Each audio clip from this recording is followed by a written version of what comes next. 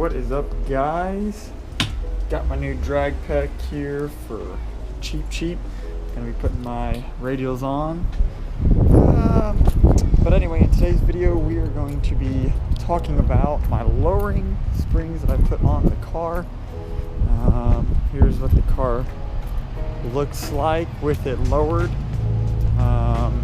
We'll get more in depth here in a second.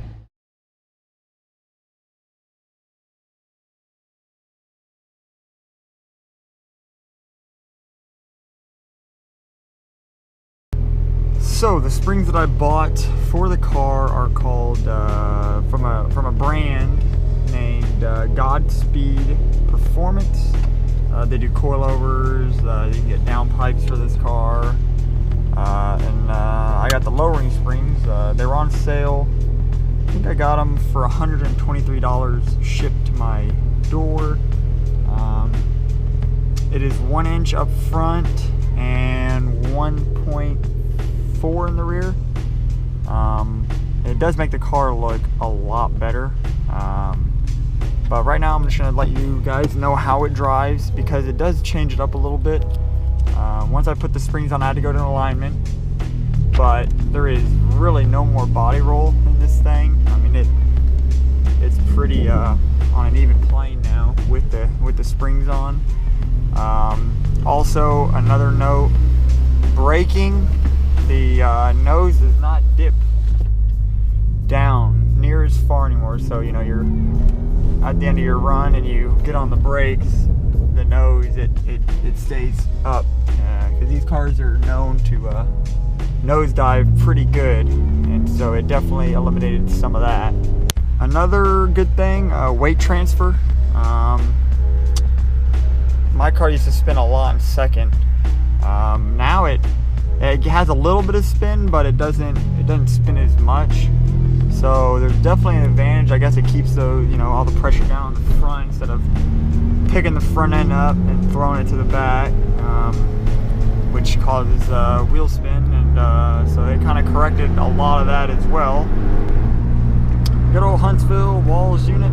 Right now we're gonna roll up there to the stadium. So yeah, that's basically the two things that are really good, is the nose diving, and the cornering is a lot better now on the car, and also it doesn't spin as bad because I got an alignment, and now it was way out, and now it doesn't spin near as much. So I'm gonna go up here to the stadium, and I'm gonna actually walk around the car and we can talk about it then. All right, well, here's what it looks like on the outside. It looks so much more aggressive. Like I said, it's 1 inch, 1.4 in the rear inches. I used to be able to get my fist in there, and now I can't. So it definitely shortened the wheel gap on the front. The rear, I wish was a little lower, but you know what? That's a lot lower than what it was from factory. So I definitely like that about it. Up front, kind of, I don't know, it looks the same, but yeah, you can definitely tell it's lowered, and my alignment is good. Used to be kind of bad. Don't mind the car's dirty. Hopefully my track times at HMP are good. I'll be going out there tomorrow to run the car.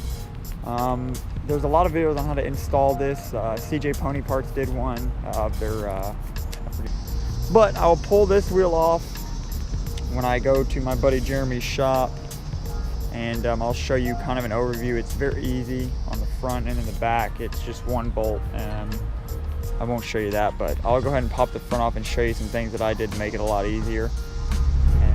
So here we are, nice little shop, and there is some stuff going on in there. We're about to go check it out, and I'll pull my wheel off. All right. And going back to stock. Man, those springs look pretty hefty there. I don't know. It's just stock. Oh man, is that a cam? Yeah, it looks aftermarket, man. Look at all this stuff. Don't even know what this is. You know, I got a little Turbo 4. I don't even know what that is. I know it's a Camaro. what we got going on here? Oh, soaking some lifters and push rods. Heck yeah. Alright, so easiest thing to do, there's the pretty little spring there. They're a little dirty, but oh well. The spindle and the strut, they sit together. There's a bolt right here. Loosen that out, take it out, put it on the other side, and put a piece of metal in between them, and it'll spread it out. Then this will be loose. You have to take your end link off right here, so get a 15 on the back, pull that off. Your brake line here, your ABS line just unclips there, and that's all you have to do. And then getting this off is a pain in the ass right here. You have to jump up and down on this thing to break it loose.